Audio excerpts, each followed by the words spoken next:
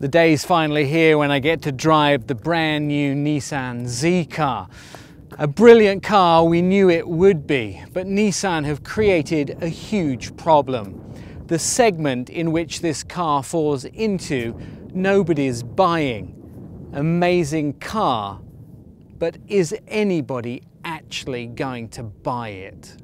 Spoiler alert, when you know what I know about how amazing the Z is, the answer is yes. In fact, Nissan is going to have a hard time making enough Z cars. Big car, but the segment is small. According to J.D. Powers, the compact premium sports car segment is the smallest in the industry. That is the genius of Nissan. They can dominate sales of the market with the Z. When it comes to designing the brand new Z, Nissan had the best of every generation that came before, but the headlights presented them with a very difficult problem. Traditionally, the Z had had round headlights in the past, but they were a little too retro for the designers.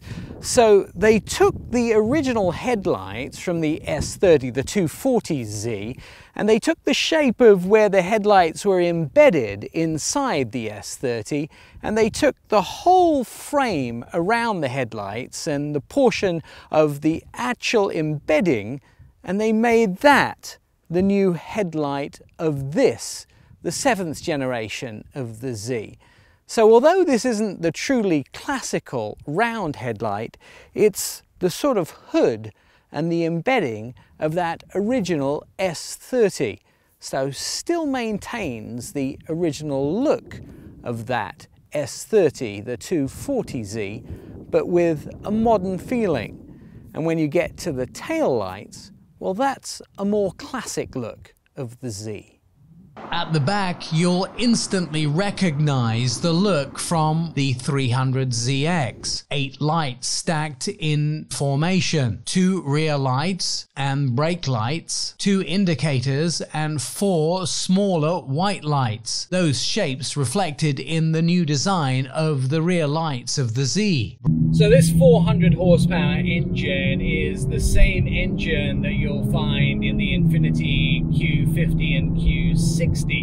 It has, of course, been retuned for this vehicle, which is a lot lighter. They're sort of long-distance sports vehicles, and this is a very lightweight dance partner. So it's a very different vehicle. Now, the transmission in this automatic that I'm driving right now is actually the same transmission that Nissan uses with their work with Mercedes, a 9-speed automatic transmission. In the manual, it's the same manual 6-speed that comes out of the current version of the Z car, but of course it's been massively retuned for the new Z, and the transmission in the manual is outstanding, but the transmission in this version, the 9-speed automatic, is, well, absolutely brilliant as well. This sports car has an interesting nickname. So the nickname for the Nissan Z is the Fair Lady, and originally that's because one of the Nissan executives saw the movie My Fair Lady and thought this was very apt for this vehicle, because it was about a vehicle with so much going on in the world that was trying to maintain its identity, just the same as the woman in the film who was trying to remain with an identity in a ever-growing London society. But the truth is, this vehicle is neither fair nor a lady. It's actually an incredible speed demon. Audrey Hepburn played Eliza Doolittle in the movie My Fair Lady. She bucked the system. This Z does not buck at all. It sails without restrictions, almost like the Z has no trouble getting to speeds of 100 miles an hour. Now, this is clearly an iconic design. This vehicle is absolutely outstanding. It's been around for 53 years.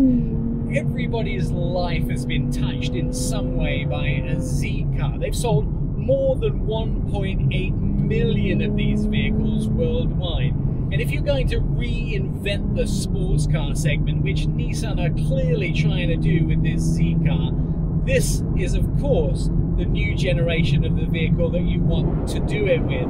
I mean, this vehicle gets to 100 miles an hour without you really noticing you're doing it.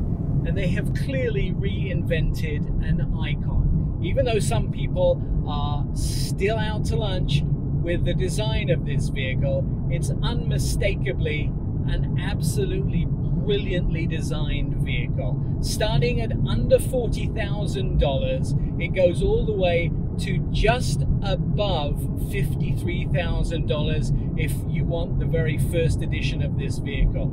So what is there not to love? The question is, are Americans going to buy it? It, of course, is an American dance partner. It's going to be hard to get one of those first editions, and it may be hard to get one of the new ones coming out with the chip crisis still around our ankles. But there is no question, this is an incredibly well-engineered vehicle.